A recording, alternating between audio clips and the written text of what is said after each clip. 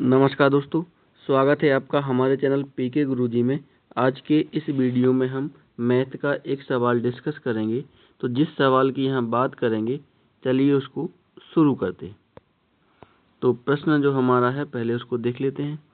प्रश्न कह रहा है कि एक व्यक्ति को 10% की हानि होती, कब होती है? जब उसने कोई सामान 153 रुपये में बेचा। ठीक है, कोई सामान उसने 153 रुपये में बेचा तो उसको होती है 10% की हानि। अब वह उसे 20% लाभ में बेचना चाहता है, तो उस सामान को कितने रुपए में उसे बेचना चाहिए? इस प्रश्न में ये हमें बताना है। ठीक है, तो हम ये देखते हैं कि जब उसने 10% हानि में बेचा है, तो अगर हम मान लेते हैं कि हमारी वस्तु का मूल्य जो है वो है 100 रुपये।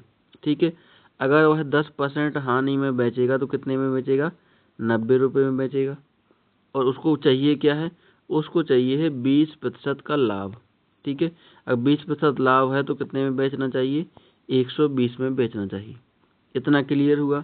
अब जब आपको इतना क्लियर हो जाए, हमने माना है 100 मान के लगाया है, लेकिन उसने बेचा कितने में है? 153 रुपये में। हमारे हिसाब से कितने में बेचा होना चाहिए?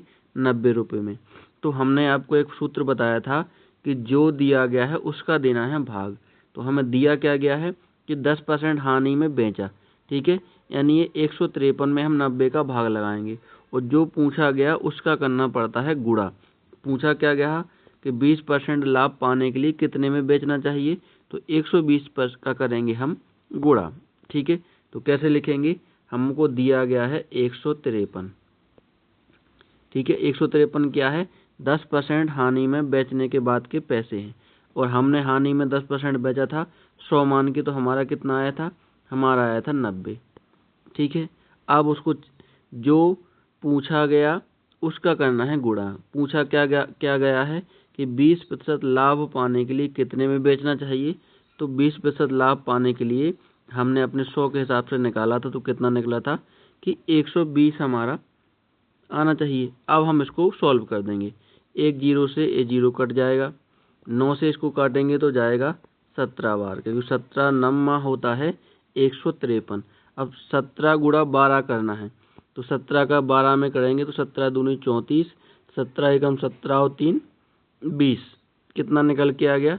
हमारा आंसर निकल के आ गया 204।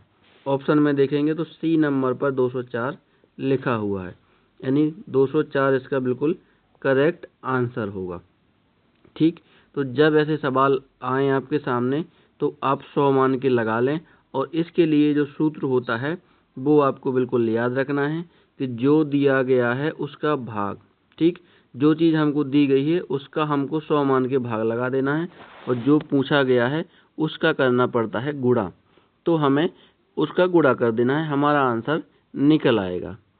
थैंक यू दोस्तों, इस वीडियो को देखने के लिए आपका बहुत बहुत धन्यवाद।